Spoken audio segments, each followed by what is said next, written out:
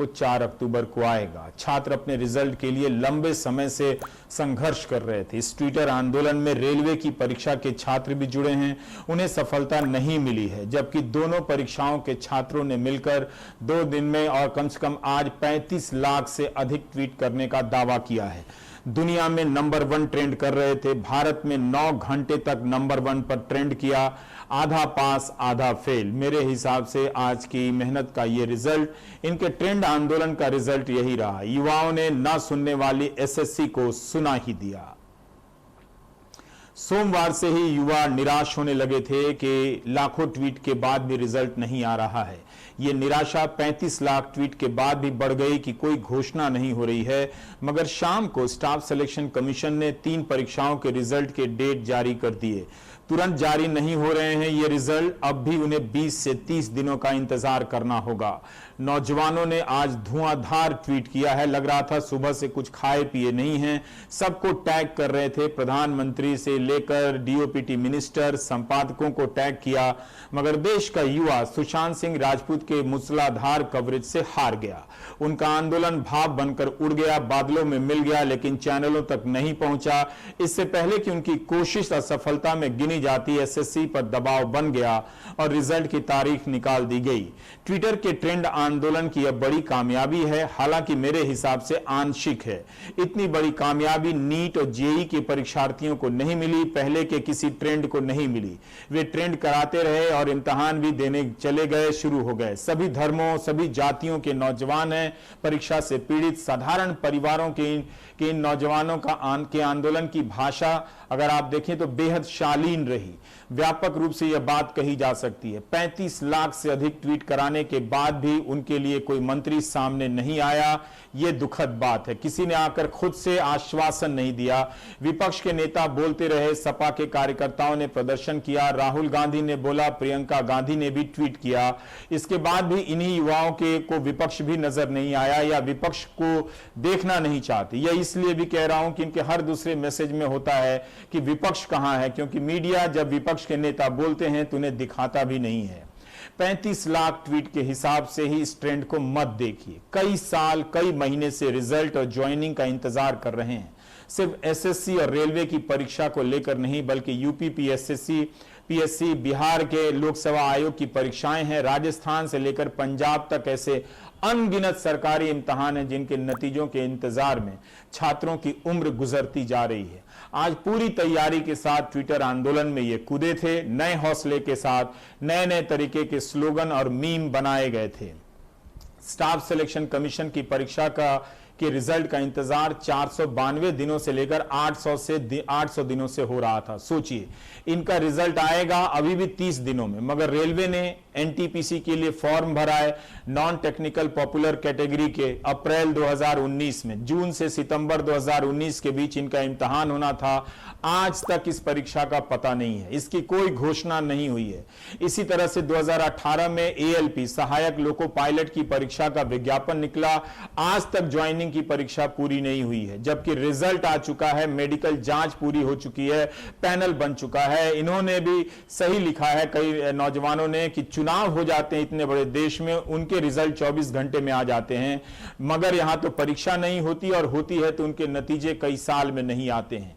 एक ने लिखा है कि पढ़ाई होती है, होती रहनी चाहिए, पेपर होते रहने चाहिए, बस नौकरी नहीं होनी चाहिए।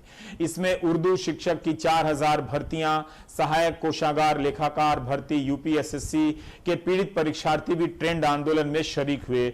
इसके बाद भी कुछ नहीं हुआ। तो ज्यादातर के आंदोलन में देखें तो जितनी परीक्षाओं के आंदोलनकर्ता इसमें शामिल थे, ज्यादातर परीक्षाओं के पीड़ितों को सफलता नहीं मिली है, मगर एसएससी के छात्रों को मिली है। तो क्या हम कह सकते हैं कि ट्विटर पर ट्रेंड आंदोलन सफल रहा? मुझे नहीं लगता कि यह कोई बड़ी सफलता है। अगर रेलवे के भी, एएलपी के भी सारे लोगों की ज्वाइनिंग मिल जाती, एनटीपीसी की परीक्षा का ऐलान हो जाता 35,000 वैकेंसी की, तो माना जाता कि जो एकजुटता आई थी उसका रिजल्ट निकला। क्या एसएससी के रिजल्ट निकल जाने के बाद एसएससी रेलवे इम्तिहान के इस ट्विटर आंदोलन की एकजुटता समाप्त हो जाएगी? देखना होगा। इनका बाकी परीक्षाओं पर क्या असर पड़ता है, राज्यों की परीक्षाओं पर क्या असर पड़ता है, यह देखना होगा।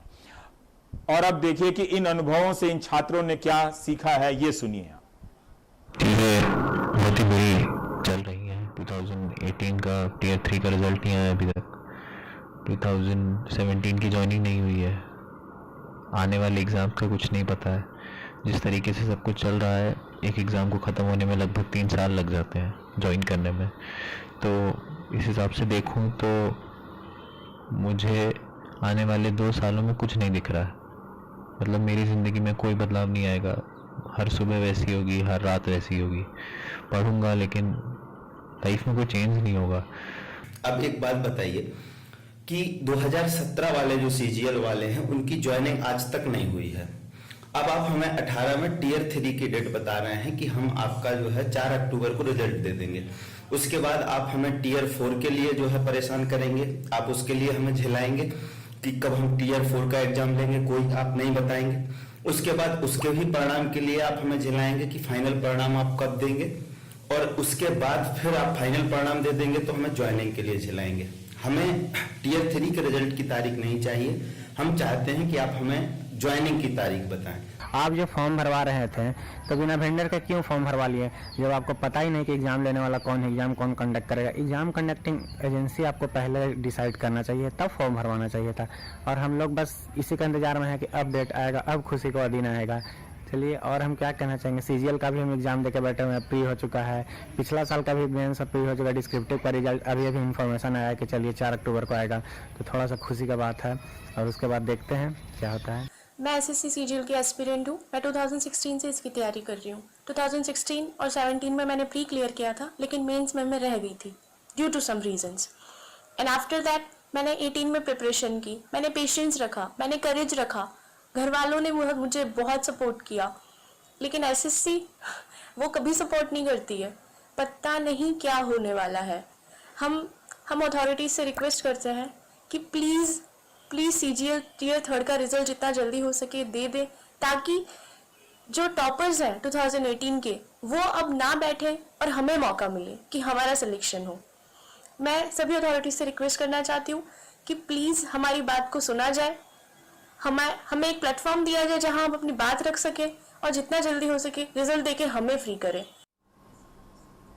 अफसोस की बात यह है कि 35 लाख ट्वीट कराने के बाद भी रेल मंत्री पीयूष गोयल ने या रेल मंत्रालय के किसी अधिकारी ने छात्रों को आश्वासन नहीं दिया कि एनटीपीसी की परीक्षा कब कराई जाएगी।